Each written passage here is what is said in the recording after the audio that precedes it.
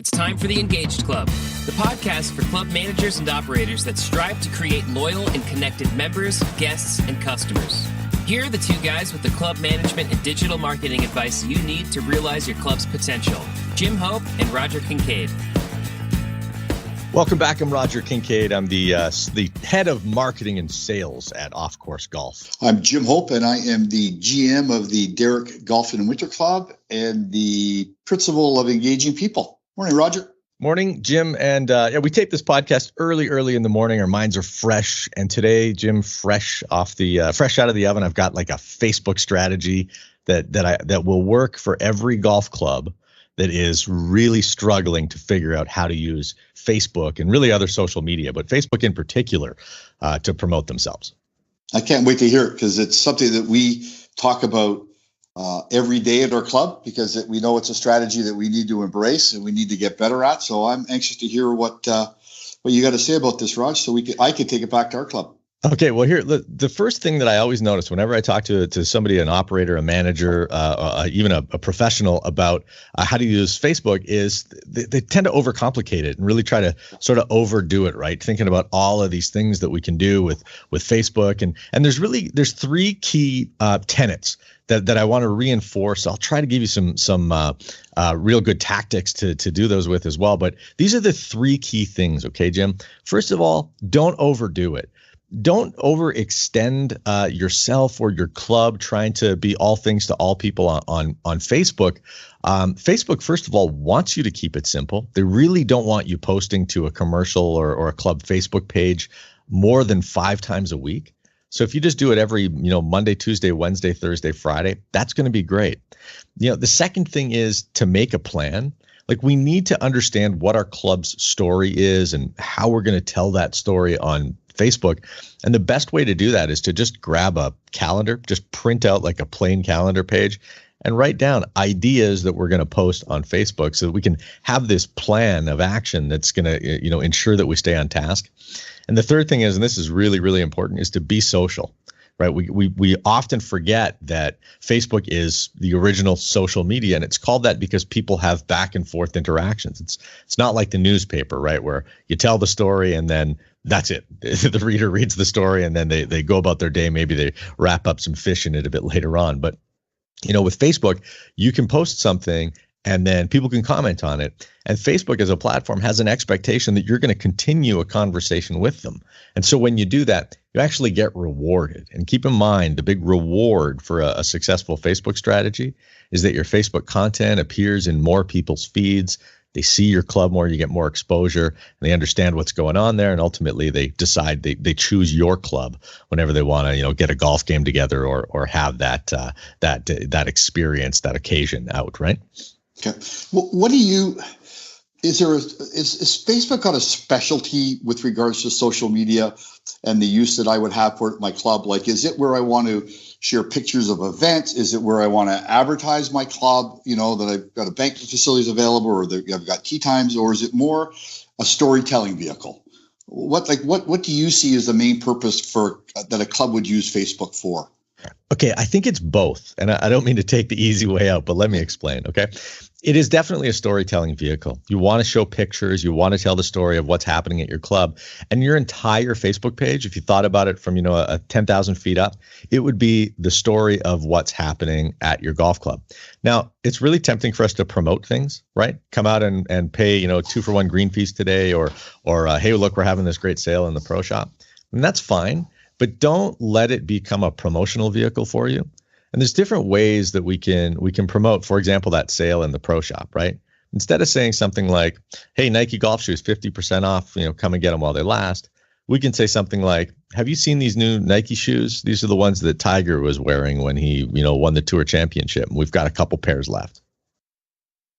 Okay, that makes sense. Right. So we're not always selling, right?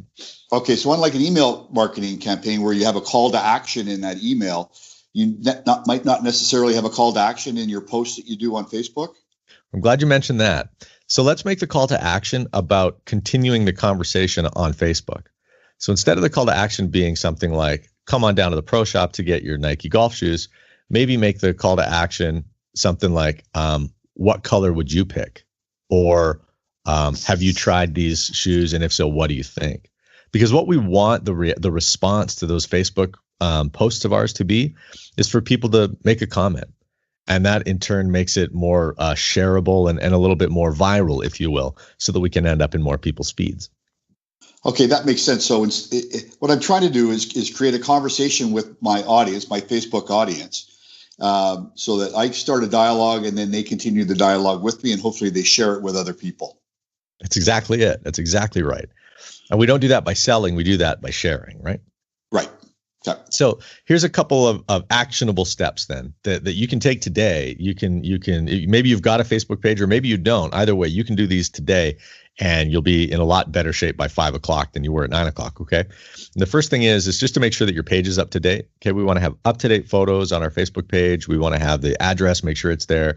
There's an About Us section on your Facebook page. Let's fill in some good information about what our club's all about. Facebook actually rewards us for doing all of these things by giving you more prominence in more likelihood of prominence rather in people's social feeds. I want to say, look for stories around your club. I mean, every pro, Jim, has got that story. The golfer comes in off of the 18th hole and says, "Oh, Jim, I would have broken 80 today if not for that bunker on 17." Right? And I mean, I think that in the back shop, maybe there's some eye rolling going on, but hang on a second here. There's a great story for your Facebook page there. That pro could then go out to that bunker on 17 with an iPhone and just in selfie mode, shoot a really quick video that says, "Hey, here's how to get up and down from this greenside bunker when the pin is on the front of the green." Okay, that sort of tells a little bit of the story of your club, but the point is that there are stories all over the place. It's new merchandise that comes into the pro shop, a great new menu item on your from your food and beverage program, or if you've done a bit of a renovation, you can give people a behind the scenes of the renovation while it was going on, and then give them the before and after. Right? These are the stories of our club. So let's kind of keep a keen eye and maybe a notepad about stories of our club. Get organized. I mentioned printing off that blank calendar sheet. Listen, let's say we do this. On Mondays, we're going to post about our food and beverage department. On Tuesdays, we're going to post about the golf shop. Wednesdays, we're going to post about the horticulture and turf care group. Thursdays, we're going to post about our involvement in the community. And Fridays, we're going to post about our fitness facility, right? And some of the trainers. And we can talk about new equipment, new staff. We can talk about anything we want, but we can just keep it organized like this. It's a lot easier for us to give that diversity of the story of our club. And finally, and I think this is the most important and maybe the most overlooked thing, Jim, find the top talent in your club. Find that person who is the Facebook whiz, that young guy or gal who's most engaged and really seems most interested in Facebook, and make that person the champion of your Facebook page. Ask them to help you turn your club's Facebook page into a real motivating social media for your audience. I think that works. One of the things you mentioned, Roger, was take your iPhone out. The pro takes his iPhone out to the bunker on 17. How important is the use of video in your postings that you do? The thing about video, Jim, is that virtually every social network is prioritizing video. Facebook especially wants you to use video. So there's two things. One, video is already more engaging content. People prefer it to text, prefer it to pictures. So that's reason one to do it. And the second thing is that if you're doing video, you'll be rewarded for it. Your Facebook videos will be promoted in social feeds more readily than anything else will. So there's two great reasons to be using video. Okay. And I guess the other thing is don't get too hung up on the quality. Like you don't need to get a film crew out there every time you want to do video. You can just do it, somebody holding an iPhone and taking a video, you're doing something, and people understand the organic nature of what you're posting as opposed to the quality of it. That's exactly right. People want it to be organic, right? We don't want to feel like there's so much polish and polished presentation. We want it to feel like the club that we're a part of. So organic is absolutely the key word. And, there's a lot of people, Jim, that won't do a video or won't post something to Facebook because they need it to be perfect. They feel they need it to be perfect.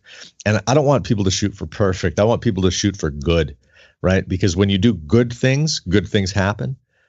Perfect is the enemy of good. You bet it is. Yeah, you got it. Just start, right? Just start doing it. Exactly.